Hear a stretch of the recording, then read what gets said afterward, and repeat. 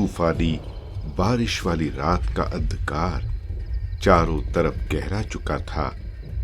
आसमान से चमकने वाली बिजली रूह को कपाने के लिए काफी थी। मोटी मोटी बूंदें आसमान से ऐसे बरस रही थी मानो वो धरती को चीरना चाहती हो। हर तरफ पानी ही पानी भर चुका था।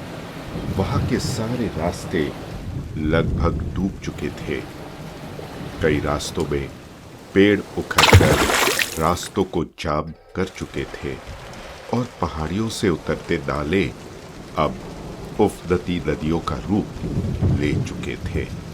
ऐसा लग रहा था कि भिलारी गांव में कोई प्रलय आया हो। इस रात में अपनी सरकारी जीप में वीरेन बाबू अपने सरकारी डाक बंगले को लौट रहे थे। पेशे से इंजीनियर वीरेन बाबू लोहे के पहियों पर कांपती हुई उस जीप से भिलारी तहसील के उस दुर्गम हिस्से की ओर जा रहे थे जहां उनका डाक बंगला था। लेकिन वीरेन बाबू को बारिश के कारण सिर्फ एक धुंधली और डरावनी दुनिया ही दिखाई दे रही थी। पहले तो सब ठीक ही था, लेकिन आधा रास्ता पार करते ही उनके साथ ऐसा हादसा हुआ जिसे जानकर आपकी भी रूह कांप जाएगी। उन्हें अचानक उस सुनसान रास्ते में किसी की चीख सुनाई दी, जिसे सुनकर उनका दिल दहल उठा और उसी के साथ एकदम से उनके जीप के आगे कोई आ गया। वीरेन बाबू ने बिना वक्त गवाए ब्रेक मारने की कोशिश की, पर जीप अचानक खाई की तरफ मुड़ गई। पर खाई में गिरने से पहले ही उन्होंने जीप को कुछ इतनी तेजी से मोड़ा कि जीप सीधे जाकर एक पेड़ से टकरा गई और वीरेन बाबू की आंखों के सामने अंधेरा छा गया। पर आंखें बंद करने से पहले उन्होंने सामने किसी को खड़ा देखा। यह बात है उस समय की जब वीरेन बाबू को भिलारी में आए सिर्फ 2 महीने हुए थे।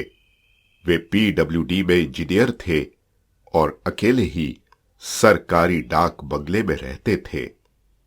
उनका पूरा परिवार शहर में था और वीरेन बाबू का संपर्क भी उनसे नहीं हो पाता था, क्योंकि भिलारी एक बहुत ही दुर्गम गांव था और जंगलों और पहाड़ियों की कैद में छुपा हुआ था।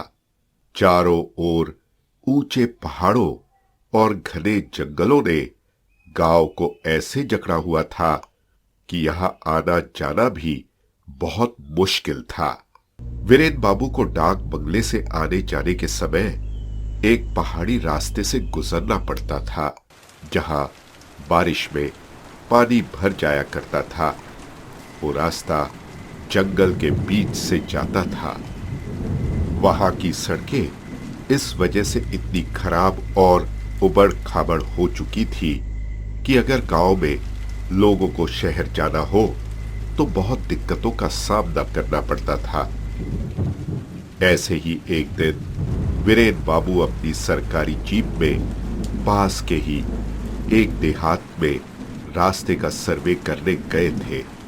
उस दिन सुबह से ही बारिश हो रही थी और नदी नाले उफान पर थे, लेकिन यह काम जल्द से जल्द करना जरूरी था ताकि वे नई सड़क बनाने के लिए अपील कर सके। बारिश के मौसम में रेनकोट पहने हुए वीरेन बाबू आसपास के रास्ते का जायजा ले रहे थे कि तभी वहां के मुखिया वीरेन बाबू के पास आए। वीरेन बाबू, कब बनेगी यहाँ सड़क? लोगों को आवाजाही करने में कितनी परेशानी हो रही है। वीरेन बाबू शाम तक रास्तों का सर्वे करते रहे और शाम होते होते मौसम और भी ज्यादा खराब हो गया। रास्ते अब नदियों का रूप ले चुके थे और मैदान अब तालाब बन चुके थे। अपना काम निपटाकर वीरेन बाबू अपने घर जाने के लिए निकलने ही वाले थे कि तभी मुखिया जी ने उन्हें रोका। अरे वीरेन बाबू, कहाँ चल दिए? हम आपको ऐसे ही नहीं जाने देंगे। आज आपको हमारे घर पर भोजन करना होगा। नहीं मुखिया जी, शाम हो चुकी है और रात होने से पहले मुझे गांव पहुंचना होगा। मौसम बहुत ज्यादा खराब है आज। देखिए, हमारी बात का आपको मान रखना होगा। आइए, मना मत कीजिए। वीरेन बाबू चाहकर भी मना नहीं कर पाए और उन्हें मुखिया जी के घर जाना ही पड़ा। उनके घर जाकर वीरेन बाबू ने देखा कि घर में लाइट नहीं थी और सिर्फ एक कैंडल जल रही थी। मुखिया जी ने उन्हें एक कुर्सी पर बिठाया और उनके साथ बैठकर कुछ देर बातें करने लगे। सुना है आप सरकारी जीप लोगों की मदद के लिए भी देते हैं। मुखिया जी, भिलारी में तो क्या, आसपास के देहातों में भी ढंग का अस्पताल नहीं है। अब ऐसी बारिश में किसी को अस्पताल जाना पड़े तो वो कैसे पहुंचेगा शहर? इसलिए अपनी जीप दे देता हूं। वैसे भी यहाँ अक्सर हादसे होते रहते हैं। सड़क दुर्घटना तो आम बात हो गई है गड्ढों और फिसलन के कारण, और बिजली का गिरना भी आम बात है। बात तो बिल्कुल सही है आपकी। अगर सड़क बन जाए तो काफी राहत मिलेगी लोगों को। इसी तरह दोनों कई विषयों पर चर्चा करने लगे और खाने का समय भी हो गया। खाना खाते हुए बड़ी देर हो गई थी। वीरेन बाबू ने तुरंत निकलने का आग्रह किया। आज यहीं रुक जाइए वीरेन बाबू। इतनी रात को ऐसी तेज बारिश में जंगल वाले रास्ते में जाना सही नहीं है। कुछ हो गया तो? नहीं मुखिया जी, आज जाना जरूरी है। तभी तो कल शहर जाकर नई सड़क बनाने के लिए वापस अपील कर पाऊंगा। ठीक है, जैसी आपकी इच्छा, पर संभल के जाइएगा। वीरेन बाबू फिर अपनी जीप में बैठे और फौरन वहां से निकल गए। रात का सन्नाटा अपनी पराकाष्ठा पर था। जीप की लाइट ही उन्हें आगे बढ़ने में मदद कर रही थी। उस रोशनी में पेड़ों की डरावनी परछाइयां, उनके टेढ़े मेढ़े तने और झुकी हुई शाखाएं बहुत ही डरावनी लग रही थी। वीरेन बाबू को भी डर लग रहा था। दिन में उस रास्ते से आते वक्त उन्हें कुछ महसूस नहीं हुआ, लेकिन इस वक्त उनका दिल बड़ी जोर जोर से धड़क रहा था। बिजली भी चमक रही थी। जोर जोर से बादल गरज रहे थे। गाड़ी का पहिया कीचड़ में फंसता हुआ धीरे धीरे आगे बढ़ रहा था। ऊपर से जंगल की हर दिशा से अजीब अजीब आवाजें आ रही थी, जैसे कोई जंगली जानवर पास आ रहा हो, और शाख की डरावनी चबराहट जो रोंगटे खड़े कर रही थी। इतने में ही उन्हें एक जोर की आवाज आई।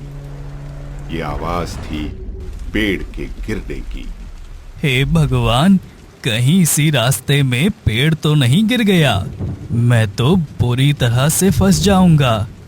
तेज बारिश के कारण उन्हें देखने में परेशानी हो रही थी और वाइपर भी काम नहीं आ रहा था।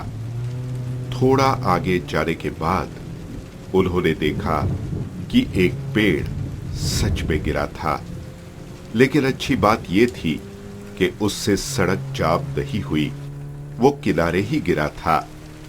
उन्हें लगा कि धीरे ही सही, पर अब वो डाक बंगले में पहुंच जाएंगे। लेकिन आधा रास्ता पार करते ही उन्हें अचानक जंगल से किसी की चीख सुनाई दी। ये किसकी चीख थी? वीरेन बाबू उस चीख को सुनकर सहम गए। वो किसी औरत की चीख लगी, लेकिन आसपास देखने पर उन्हें कुछ भी दिखाई नहीं दिया।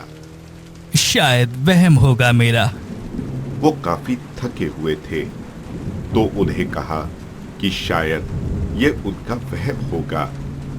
पर थोड़ा आगे बढ़ने के बाद उन्हें दोबारा से किसी की चीख सुनाई दी और इस बार उन्होंने डर के मारे स्टीयरिंग व्हील को कसकर पकड़ लिया। ये क्या हो रहा है? कौन चीख रहा है यहाँ? कहीं किसी को मदद की जरूरत तो नहीं है? वीरेन बाबू ये सोच ही रहे थे कि अचानक उन्हें रास्ते में कोई खड़ा हुआ नजर आया और वो इतना करीब था कि वीरेन बाबू जीप को तुरंत रोक नहीं पाए। धड़ से एक आवाज हुई, जैसे उन्होंने अपनी जीप से किसी को टक्कर मार दी हो। लेकिन फिर उन्होंने बिना वक्त गवाए ब्रेक मारने की कोशिश की, पर जीप के आगे वाले दोनों पहिए थोड़े उछल पड़े, जैसे जीप के नीचे कोई कुचला गया हो, और फट करके कुछ आवाज आई। यह इतना अचानक हुआ कि वीरेन बाबू जीप पर काबू नहीं पा सके और उनकी जीप खाई की तरफ मुड़ गई। उन्होंने जीप को रोकने की कोशिश की, पर अब ब्रेक काम नहीं कर रहे थे। सामने वीरेन बाबू को खाई नजर आई। जीप खाई में गिरने ही वाली थी, पर उससे पहले ही उन्होंने जीप को कुछ इतनी तेजी से मोड़ा कि जीप सीधे जाकर एक पेड़ से टकरा गई और वीरेन बाबू का सिर स्टीयरिंग व्हील से टकरा गया, जिसके बाद उनकी आंखों के सामने अंधेरा छा गया। पर बेहोश होने से पहले उन्होंने सामने किसी को खड़ा देखा। जीप की हेडलाइट अपने आप जलने बुझने लगी और आखिर कार बंद पड़ गई। न जाने कितने समय बाद उन्हें दोबारा होश आया। उनके सिर पर हल्की सी चोट लग गई थी, लेकिन वो ठीक थे। उन्होंने देखा कि जीप बंद हो गई थी। उन्होंने इधर उधर देखा, पर दूर दूर तक वहां एक इंसान तो क्या, कोई जानवर भी नजर नहीं आ रहा था। वो जीप से उतरे और उनकी नजर जीप की फटी हुई टायर पर गई। हे भगवान, अब कैसे निकलूंगा यहाँ से? वीरेन बाबू ने काफी सोचा, लेकिन उनके पास अब पैदल चलकर जाने के अलावा कोई और रास्ता नहीं था। थोड़ा आगे जाकर देखता हूँ, शायद मदद मिल जाए। अब वीरेन बाबू ने जीप से अपनी टॉर्च निकाली और पैदल आगे बढ़ने लगे, लेकिन काफी दूर तक उन्हें कुछ भी नजर नहीं आया। इतनी तेज बारिश में वो हिम्मत हारे बिना आगे बढ़ रहे थे और मदद ढूंढ रहे थे कि तभी उन्हें थोड़ी दूर पर दो लालटेन नजर आई। उन्होंने तुरंत टॉर्च उनकी तरफ किया तो पता चला कि वो दो लोग थे जो उसी रास्ते पैदल कहीं जा रहे थे। अरे सुनिए, जरा रुकिए। वो फौरन उनके पास गए और वो दोनों लोग अपनी जगह पर ठहर गए, पर दोनों ने पीछे मुड़कर नहीं देखा। मुझे मदद चाहिए। क्या यहाँ आसपास रुकने की जगह मिलेगी? मेरी जीप खराब हो गई है और ऐसी बारिश में मैं घर नहीं पहुंच पाऊंगा। पर उन दोनों ने कोई जवाब नहीं दिया। वीरेन बाबू को थोड़ी हैरानियत हुई। आप लोगों ने सुना, मुझे मदद चाहिए। इतना कहते ही वो दोनों लोग उनकी तरफ मुड़े और तब वीरेन बाबू ने देखा कि उनमें से एक बूढ़ी औरत थी और एक आदमी था अधेड़ उम्र का। दोनों ने शॉल से खुद को ढक रखा था, बस उनका चेहरा ही थोड़ा नजर आ रहा था। क्या आप दोनों मेरी कुछ मदद कर सकते हैं? वो दोनों पहले तो कुछ नहीं बोले। दोनों ने एक दूसरे की ओर देखा और अजीब सी मुस्कान दी। फिर उस आदमी ने हाथ से इशारा करते हुए नजदीक के एक पहाड़ी की तरफ संकेत किया। वीरेन बाबू ने उस पहाड़ी की तरफ देखा। उधर हल्की सी रोशनी दिखाई दे रही थी। गौर से देखने पर पता चला कि वो झुग्गी नुमा छोटा सा घर है। ये देखकर वीरेन बाबू को थोड़ी राहत मिली। क्या वो आप दोनों का घर है? मुझे आज रुकने की इजाजत देंगे आप दोनों? उस आदमी ने सिर्फ हाँ में सिर हिलाया। शुक्रिया। वीरेन बाबू अब उनके साथ चल दिए। वो तीनों पहाड़ी के संकरे रास्ते की ओर बढ़ गए, जो इतना संकरा था कि एक समय में एक ही इंसान चल सकता था। बाईं ओर ऊंची चट्टानें जिन पर काई जमी थी और पानी टपक रहा था। आप लोग वैसे इतनी बारिश में बाहर क्या कर रहे हैं और इतने घने जंगल में क्यों रहते हैं? यहाँ खेती है हमारी। मेरी माँ की तबीयत खराब है, इसलिए मैं इन्हें पास के गांव में वैद्य के पास लेकर गया था। आते देर हो गई तो इस तूफान में फंस गए हम। उनकी बात वीरेन बाबू ध्यान से सुन रहे थे, पर तभी उन्होंने देखा कि टॉर्च के रोशनी में भी उन दोनों की परछाई नजर नहीं आ रही थी, जबकि चट्टानों पर उन्हें अपनी परछाई साफ दिख रही थी। एक पल के लिए तो उनके रोंगटे खड़े हो गए।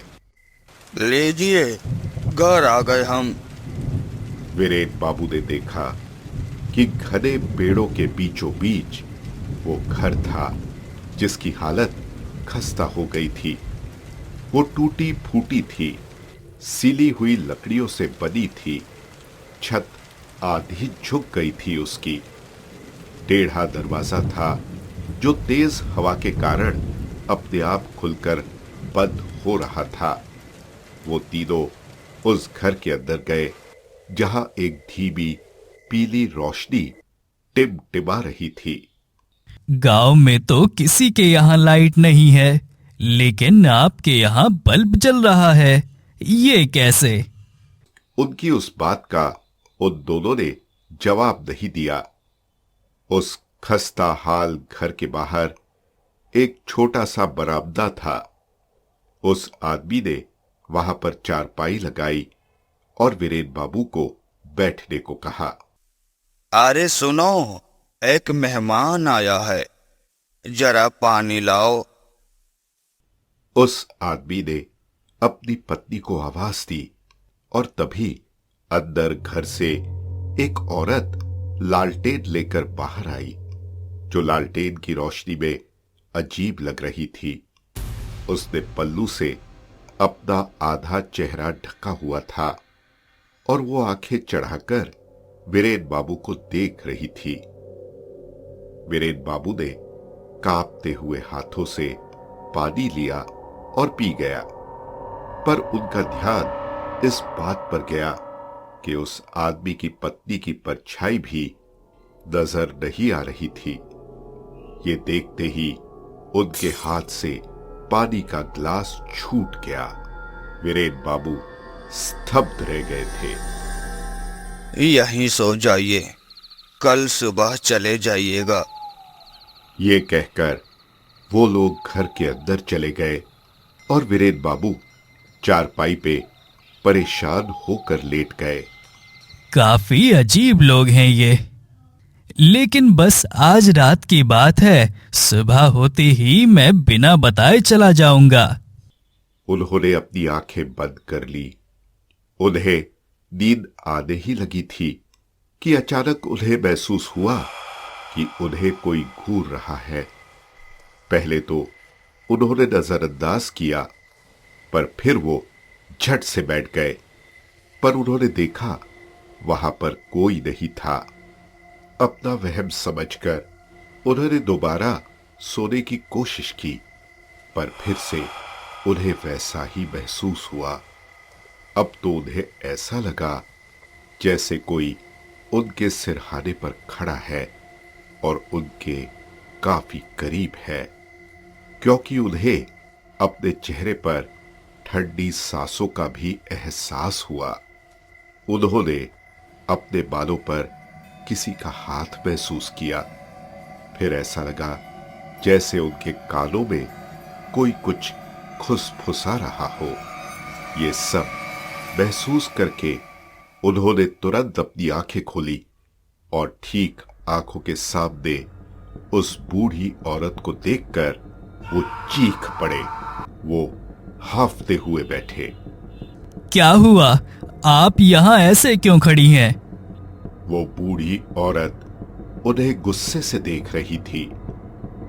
तभी वीरेन के कंधे पर किसी ने हाथ रखा। वीरेन बाबू चौंक कर पीछे मुड़े तो आदमी और उसकी पत्नी पीछे खड़े थे और अजीब तरीके से मुस्कुरा रहे थे। क्या बात है? उन तीनों ने पहले कुछ नहीं कहा, पर जैसे ही वीरेन ने उठने की कोशिश की वैसे ही उस आदमी ने उन्हें जोर से धक्का दिया। चुपचाप लेटे रहो।